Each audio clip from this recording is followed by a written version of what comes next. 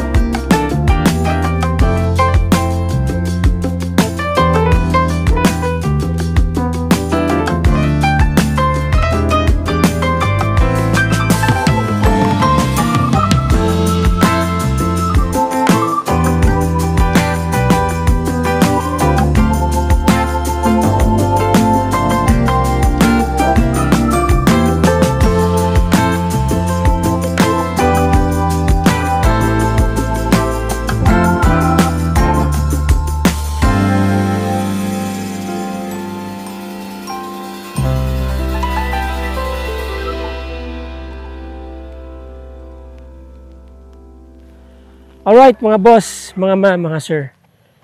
Sa mga interesado po sa property na to, 700 square meters, titled, residential area. Hindi po binabaha dito, maganda na infrastructure, may kuryente, may connection ng fiber internet. Napakagandang gawing ano po nito, jump off point ninyo kung halimbawang may bakasyonan kayo dito sa Zambales, ano, papunta sa mga tourist spots dito sa Zambales. Very ideal po itong lugar na to. Now, ang may-ari po, binibenta ito ng 2 million. Again, sabi ko nga, secure ang inyong investment ng title. Pwede nyo rin po yung buy and hold.